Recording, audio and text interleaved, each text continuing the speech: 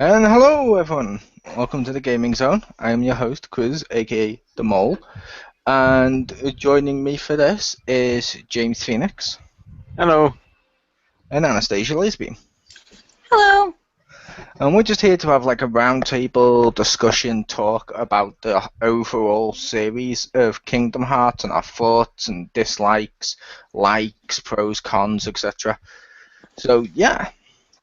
And I will admit, I believe not all of us have played every single one of the games. I will just throw that out there before we begin. hmm But yeah, I think we should probably start with pros. Okay. I can't really think of any. Ouch. And that's what me and Jim Besides, are, I guess. besides the Winnie the Pooh levels in them are always fun, Mhm. and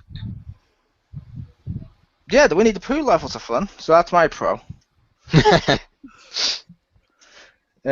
Whichever one of you Fair two enough. wants to mention pros, go ahead. Okay. I think the weapons are cool. The transformations of different drive cores with Sora are fun. The negative Sora or Shadow Sora or whatever, that's pretty cool, even though it can fuck you over. But it's an interesting variety of drives. A lot of the worlds are cool. They're fun. You get to play out their stories, although for some reason you're the main character of the story, not the main character. Riku's cool. We'll be getting to that. Riku's cool. I like that it's called Money with a U, and that it's colorful and rainbowy. Okay.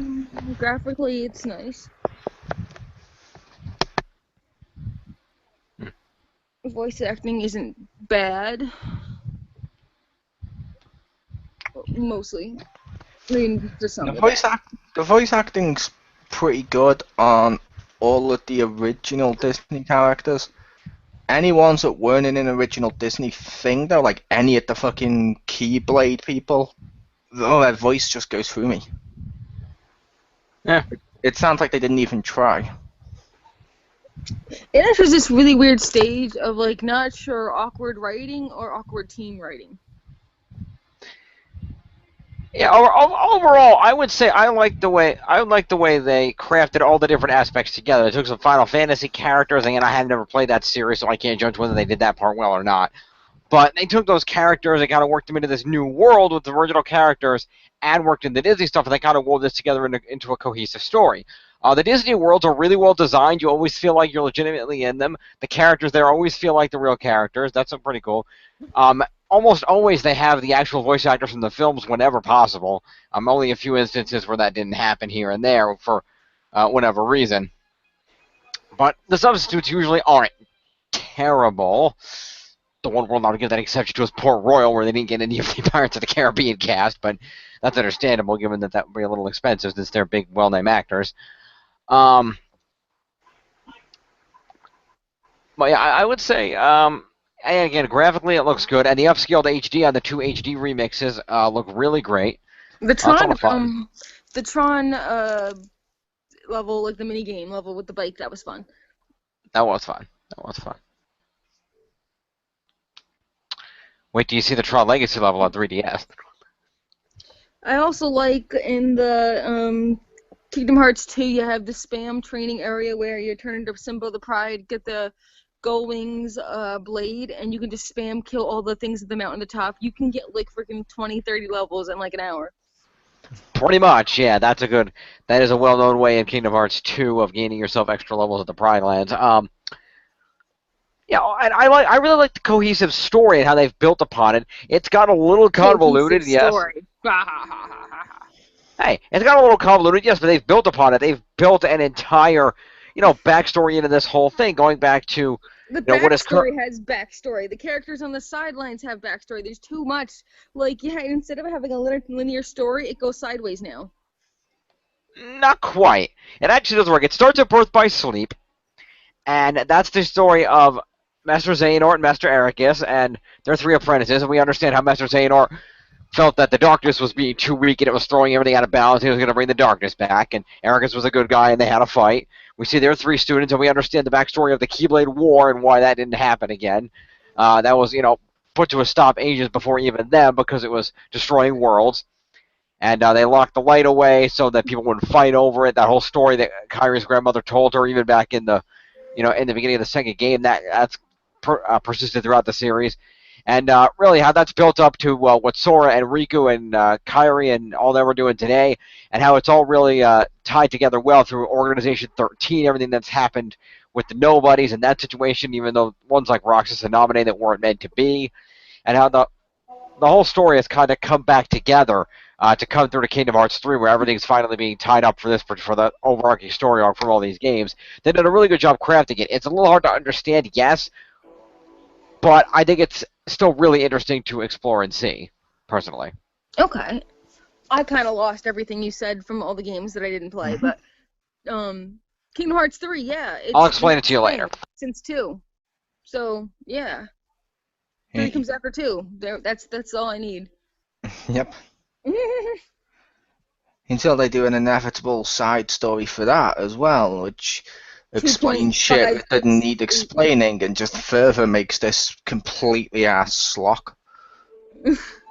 It's like 0.25689, because, 0.25687 was already taken. Yep. I think Legend of Zelda has a more cohesive timeline, and they only just added that in a branching manner in the last game. Haha. Everybody has really big feet. They do. Yeah, that's a funny Mickey Mouse trope. But yeah, the cons. Like I said, yeah, the story is a mess. It's a bit convoluted. You can't play as the main heroes of said world. The story is a mess and a little insulting if you actually like Disney. Aladdin's not the hero of Aladdin. It's fanfic character. Oh, Hercules isn't the hero of Hercules. He's a douche that poses with barrels while you break it over. And he's never been a douchey character. Even when he was first starting off, he was just naive more than he was douchey. And that just came across like they completely rewrote his character for the purpose of this game. It's like, ugh. Then you got like Tarzan with like the invisible fucking lizard, and you're like, what the fuck is this? And every time then they started to add the people that are totally not a rip-off of Bleach. And basically, it's like, what is this mess? Then you have stuff like, what's that kid's name? Riku or whatever. Riku? Oh, I like Riku. The overly emo guy that's basically a poor man's Sephiroth. And he's like, yeah, I'm so emo. Do you get how emo I am? I'm emo. Do you get it? Oh, you don't get it yet? Is it too hard to understand? Here you go. I've got a bat-shaped keyblade. Is that subtle enough for you yet? I'm dark. There's actually already a poor man's Sephiroth. It's called Kadaj. So he's technically a rip-off of a rip-off. I've never heard of that, but okay. Yeah, and I'm like, there's a character that he's basically a conduit to he's basically a kid because Sephiroth can't exist in the real world anymore because he's technically died, but this other person kind of links Cloud to Sephiroth, so when he fights this other person, Sephiroth can come out of this like little wannabe of him. Yeah, but technically didn't Sephiroth not exist in the first place because wasn't he just the evil inside of Cloud or something? No, he existed. Oh, okay. But I was saying, yeah, with him, it's like, it's overly like, oh, look how dark he is. Oh, now he's got a bat-shaped keyblade. Ooh, it's like, really? This is stupid. And in the first game, they made out keyblades were a big deal. Now everyone's fucking got one by the end of it. And it's like, it's sort of like that Incredibles thing. Once everyone's special, no one is. Yeah, and this also goes to say, people don't even just have keyblades, and people have multiple keyblades. Yeah, multiple, yeah, and it's like, then the other cons are stuff like that damn gummy ship.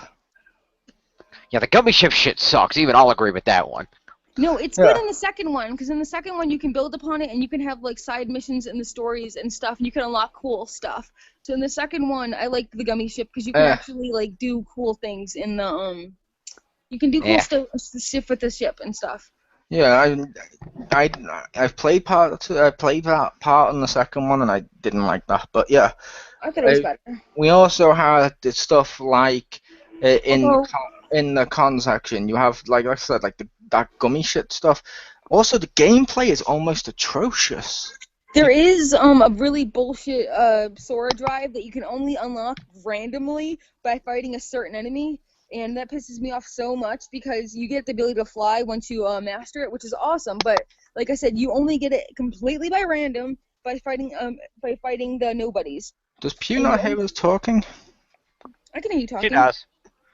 And yeah, you are right. The final form is hard to unlock, but considering in that most of the last like few worlds of Kingdom Hearts 2, you're just fighting nobodies anyway, it does kind of work. No, but Yeah. you only can unlock this one in the Heart of Heartless or whatever, that world and those nobodies. Yeah, and like I thought it was any nobodies. I know it was just that nobodies. Fair enough. and like Nobodies in that world. I've been saying though, the whole gameplay as well is pretty atrocious.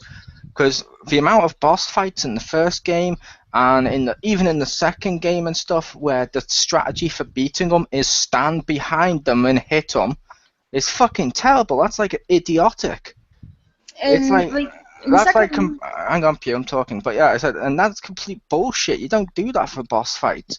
You're supposed to think during a boss fight, not I need to stand behind them and attack. That's kind of shit. well, the second one you could use your arrow spell and have like a barrier, so you could stand in front of them. But this one they took the arrow spell away, and it was just a temporary shield of dodging. And I'm like, oh, I guess they took away my shield. Yep. So that was shitty. Yeah, that's kind of they do change the magic from game to game depending on what it is. And yeah, some of the boss fights are a little repeated, so I'll go get behind him, hit him, whatever else. But there are a lot of other ones that have unique aspects and things that go along with them. Like, for example, here in Kingdom Hearts 2 at the Olympus Coliseum, you have to fight the Hydra. In order to do it, you have to do a few quick time events with Phil or Megara or Pegasus in order to distract the Hydra or to knock it out or whatever, so then you can attack it. So there are a lot of boss fights that do have some interesting little aspects here and there that make them a little more interesting and make them more challenging in what you have to do in order to properly be able to fight the boss. Although in 2, they did a And- weird-ass thing of each spell consumes like all your magic, but so it's just how fast your magic can reload versus how much magic you're gonna use and using ethers or whatever. It was weird, like respawning magic or whatever. And it was just they give you one long MP bar instead of multiple chunks of the bar that determined how much magic was being used. So in this case, it was just a percentage of your magic as opposed to 2 bars of your magic or whatever. So yeah, it went a little bit faster, but with the MP rage and stuff that you could equip, they added more of those so you could regen a lot faster too. Yeah, but it was weird. Like I don't want everything taking up my whole MP. And I will say with the quick time events, I will just say yeah, because that's what gamers love. Quick time events. Apparently, it's one of the things that made the God of War series award-winning. Dan, look how well Ascension did. Huh. Yeah, it's a 4th game. 4th games are usually shit. Okay, look how God of War has not been one of the highest sellers for PlayStation, because you've also had, as much as I don't like them, you've had other games like Uncharted and stuff do it, which it did less quick time events. Look at Resident Evil as well. The second they added quick time events, the sales all the way down. I haven't played Resident Evil, couldn't tell you. Yeah, they added them around 5 and 6. Well, I think it makes it unique and cool and it changes the boss battles because you get to see the cool stuff that the characters can do that you wouldn't be able to physically do with the controls yourself. And it's kind of fun to play through. Like, oh, I'm gonna hit this and do this, and it's a lot of fun stuff that you can do to have unique animations that kind of reflect both your characters and the characters of the world that you're in and the different things that they do. So I think that makes it a lot of fun. Also, they took away the Trinity stuff. They did not put Trinities in the second game. I agree. That was fun to collect the Trinities.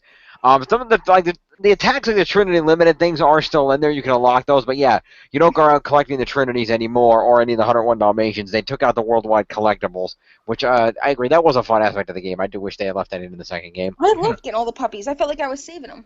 I will also say as well, with the Kingdom Hearts series, the fans are very inconsistent. That's for sure. If you say to the fans, there's been games in the series with bad gameplay, they will defend the shit out of it. Then, if you turn and say, but in 1.5, they didn't let us play through one of the games. Instead, they just gave us a movie. Well, the gameplay wasn't important. Oh, so you're saying the gameplay in this series isn't perfect throughout every single game like you make out? It can be forgotten in purpose of a shitty cutscene in which someone's HUD goes up and down. Yeah, way to suddenly make good and important synonymous when they're not. Nice job. That was really stupid. Yeah, the whole thing was very stupid. I'll give you that. I'm saying just because the gameplay aspect was not necessarily important for you to know the story doesn't mean that the gameplay wasn't necessarily good.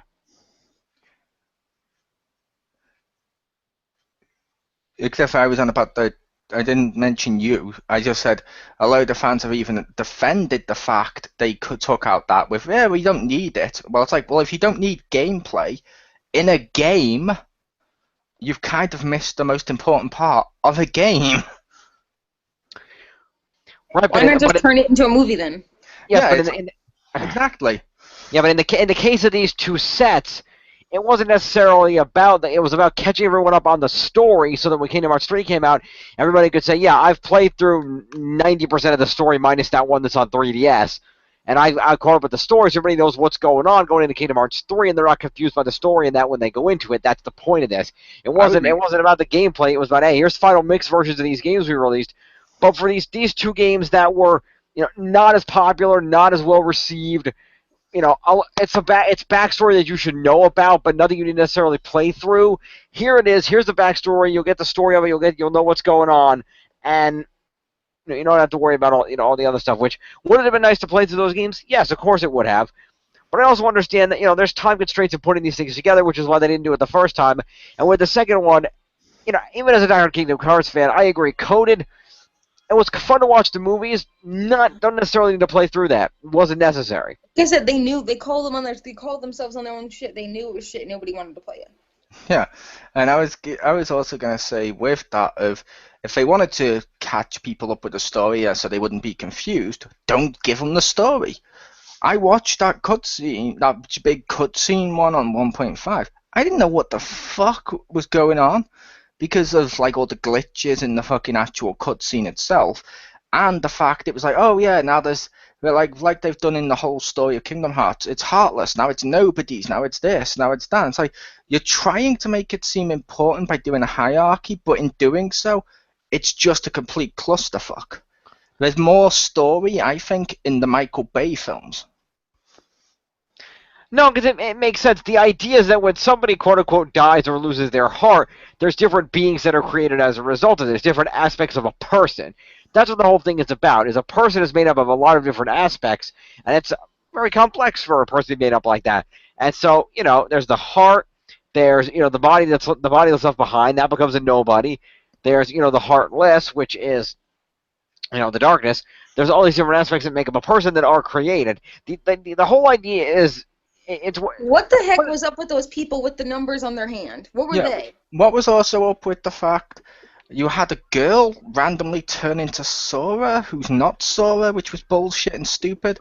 Then you also have stuff like, I believe Ansem comes back, but then it's not Ansem, it's someone else, like it's his Heartless version or it's his Nobody version, and then there's another Ansem, and it's like, what the fuck is going on with this? Come on, that is stupid and confusing for the sake of being confusing, and not intelligent. That's sorry, Ansem didn't come back. There was Xemnas, who was the nobody. Both of them were the two results of Xehanort, who was the primary villain. When he died, because his heart was so strong, the pieces of him split and became individual pieces. His nobody took the name Ansem because that was, he wanted a name to go by, and he decided to choose the name of the former mentor, Ansem, and Xemnas went with the other name because their name is always the name of the person, quote-unquote, with an X thrown in there and they rearrange the letters. That's how nobody names work. People with the numbers on their hands, not sure what you're talking about with that one. But it does all come back to it because it does all get together. It's basically all the forms of Master Xehanort are the bad guys, and they've been kind of perpetrated throughout the series. And the idea of Kingdom Hearts 3 is that the 13 Darknesses, which are all forms of Xehanort, are going to fight the 7 Points of Light, which are our 3 known heroes, Sora, Riku, and Kairi. The 3 heroes from Birth by Sleep, Ventus, Terra, and Aqua, and King Mickey are the 7 Points of Light that are going to fight the 13 Darknesses, as the prophecy predicted.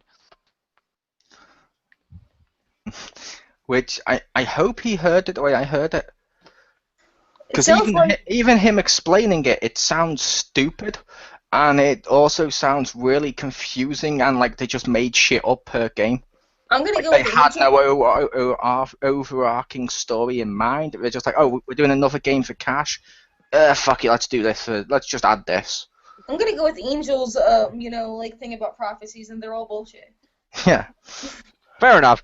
I'm just saying that's what the game is about. Really, if you want the overarching bare bones story, there was a guy named Ezra Xehanort who thinks that the world is out of balance and there's too much light and not enough darkness. He's going to bring more darkness back. He enacted a really slightly convoluted plan that involved him getting a younger body and perhaps he could live long enough to do it. And basically there were a bunch of forms of him that he put parts of himself inside, a la Voldemort. And basically now all the forms of him are being brought back for the epic war with the 7 points of light, who are the 7 Keyblade wielders, because there's not that many of them anymore, because the Keyblades were locked away because it was leading to war and people were fighting each other. And now the good guys are going to fight the bad guys, and that's going to be the end. Which you just proved my point. The fact you even said, and through some convoluted ways, it's like, well, that just proves it's silly if you have to when you gloss over with convoluted ways.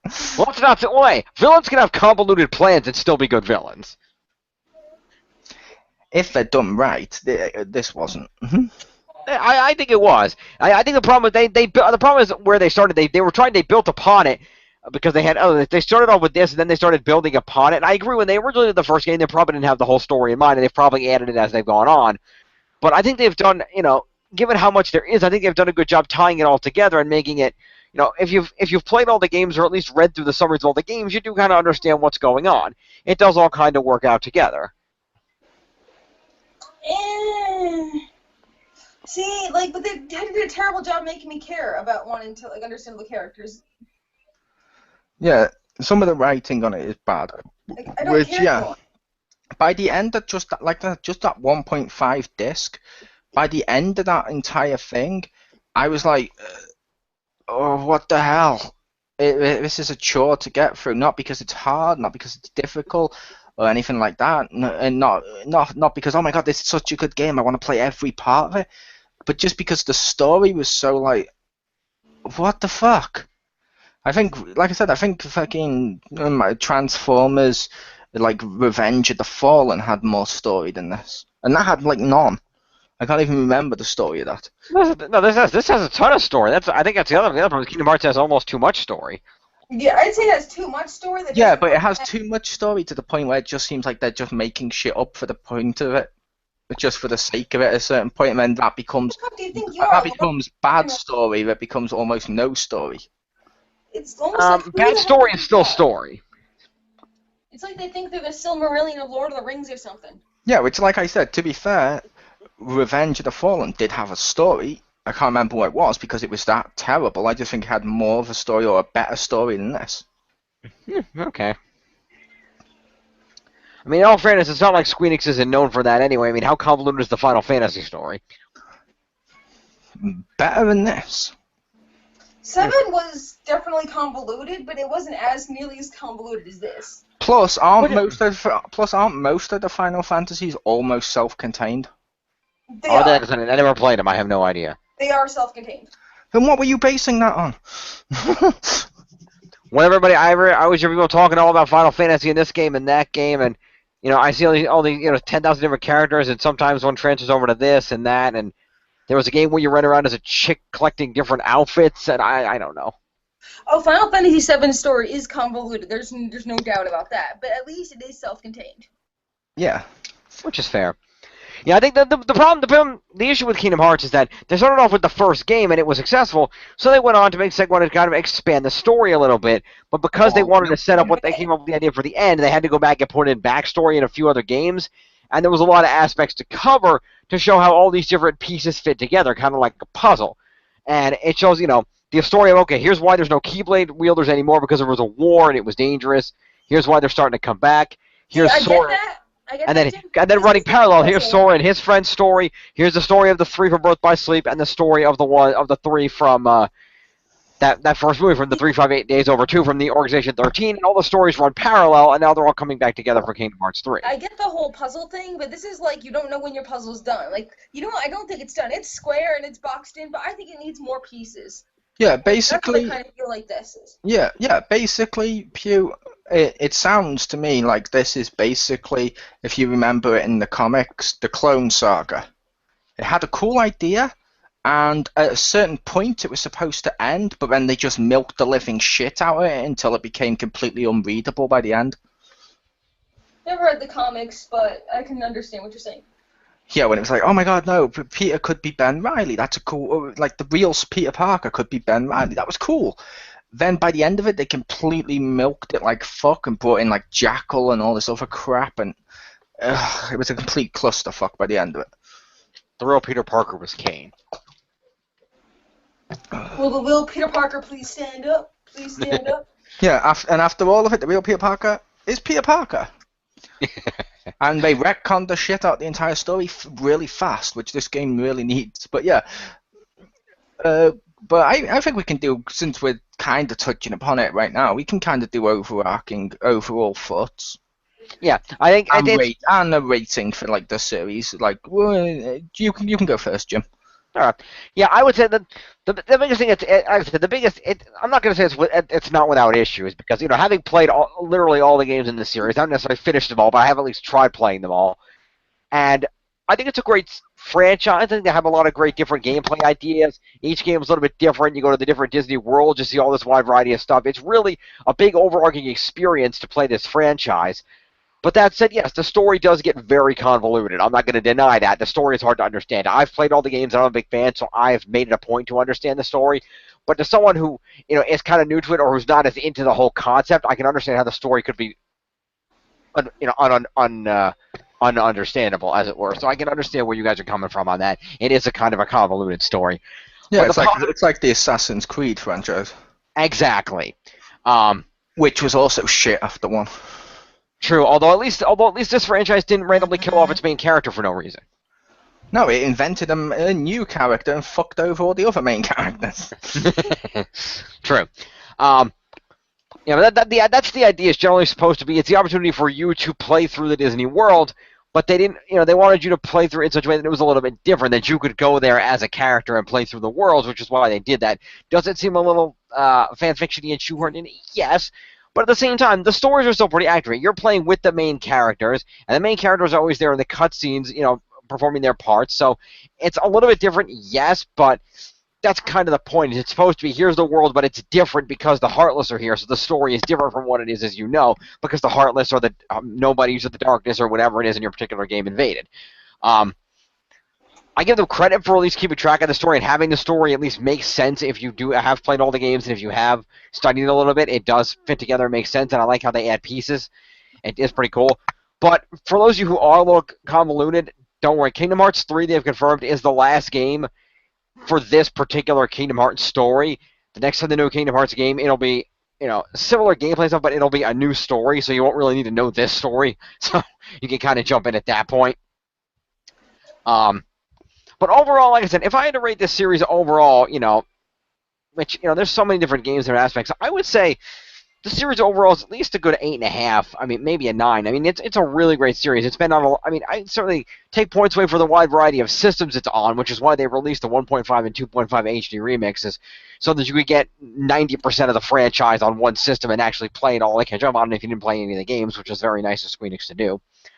But overall, you know, it's a lot of great games. You just get to play in a lot of Disney worlds. It's got a great backstory, and it really sucks you into the story and the adventure of what's going on. Not as much as the first game did on its own, I will say that, because the first game on its own was an experience, and I agree that they've kind of watered that down a little bit with all the other games that have come out. But the story is still really intriguing and fun to play through, and I'm really excited to see where it goes come Kingdom Hearts 3.